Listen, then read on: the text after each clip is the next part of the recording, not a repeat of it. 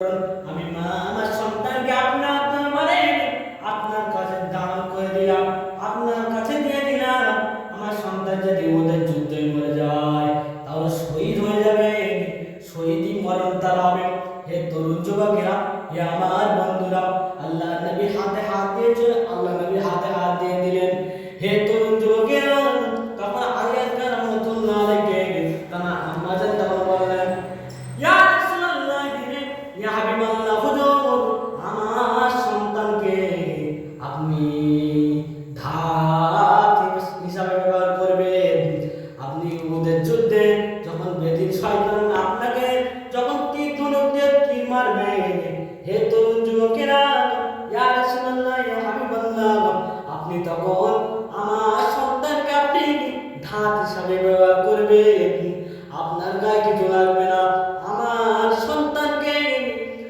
সন্তানকে যা পেতে হবে আমার সন্তানকে হবে, অন্য কারোর হবে না।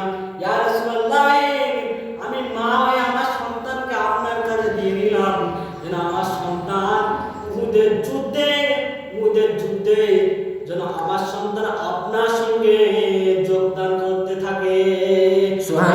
যুবকেরা, কিয়ামতের মহাময়দানে যেন ইয়া রাসূলুল্লাহ, ইয়া হাবিবাল্লাহ, আপনার সঙ্গে যেন আমার সন্তান যেন উঠতে পারে, আল্লাহ রাসূলের হাত ধরে উঠতে পারে। আমি মা খুশি হয়ে যাব, আমি মা খুশি হয়ে যাব। তখন আমি মা আমার সন্তানকে দেখে আমি মা খুশিতে বাগবাগ হয়ে যাব।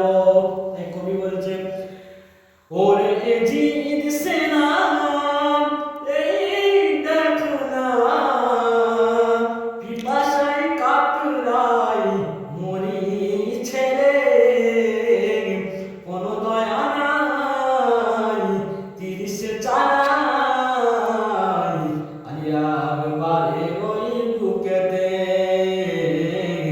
আলিয়া আকবারে ওই বুকেতে।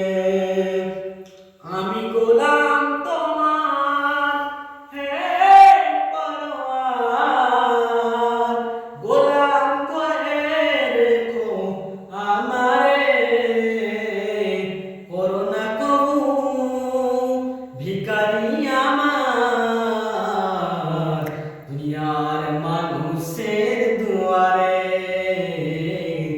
দুনিয়ার